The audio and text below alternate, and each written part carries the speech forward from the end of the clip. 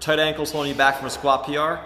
Today we're going to find out. We have part one of our squat mobility series. We're going to start with some low-hanging fruit, your ankles and calves. But before we get to that, I just want to thank everyone that filled out that community poll. Let us know what you want us to talk about to help you be better in your fitness journey. If you haven't done that yet, just click on that community tab, fill it out real quick, let us know. We're going to have some more polls up there talking about what programs you guys want to see from us. So again, we can help you along in that fitness journey and become a better human. So we're going to talk about ankles. So I'm going to take off my shoes for this because it kind of goes a little bit better.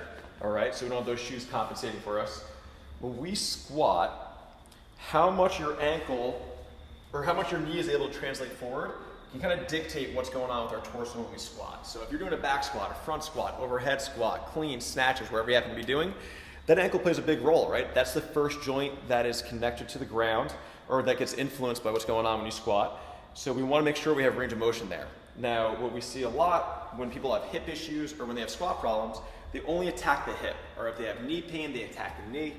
But something to think about is that your body kind of works in a flexible, stable, or I should say mobile, stable, mobile sequence. So if our ankle is really, really stable, as in it's tight, our knee or hip is trying to take over work that it's not supposed to do. So we have a pretty quick way to assess this. You'll see this a lot of different people, the movement fix, things like that. I'm gonna put my big toe on 5 inches. So I just took a piece of paper, wrote out the numbers based on a ruler. You can use a ruler if you want to. Feet are gonna be even. I'm gonna try and get my knee towards that rig. Bam, I touch it. Cool, I pass. Now let's say I couldn't do that. Let's say I'm on 4, 3, 2, maybe even 1. Now for the guys, we wanna be somewhere between 5 and 6 to be passing. For the ladies, somewhere between 4 and 5. Now let's say I go down to 3, I didn't make it at 5, I didn't make it at 4. It still won't go, that heel pops up. That doesn't count, we gotta keep that heel down. Then we have to ask ourselves what we're feeling down here. Do we feel stretch in our bottom of our calf? Do we feel some pinching in the front of our ankle? So if it's a stretch, doing a lot of distraction work might not help us as much as doing some eccentric loading. So you can grab a couple of weight plates, you can stand on the edge of a step, edge of a box, wherever you need to. I'm gonna come up on top. I would actually suggest that you wear weightlifting shoes for this one. I'm gonna come all the way up. I'm gonna lift up 1 foot and I'm slowly gonna come down to end range, use both feet to help me come up again. I'm gonna do 3 sets of 10 per side, working on loading that end range. Because something we don't think about is that if I'm just sitting here passively stretching my calf, not putting a lot of load through it, it might make me feel better for a little bit, but probably isn't changing any structures. Think about how much weight you put on the bar when you squat, or how many repetitions of air squats or lunges, wherever it is that you're doing, we need some load to change structure, and that's where this comes in. Now, if we want to get really specific for the squat, our knee is bent, so I'm going to step up. This is a better way to do it. Lift up that one leg, bend the knee, and then come down. And as soon as I do that, my range of motion really gets shortened, and I feel it a lot lower. I don't feel it as high up in my calf.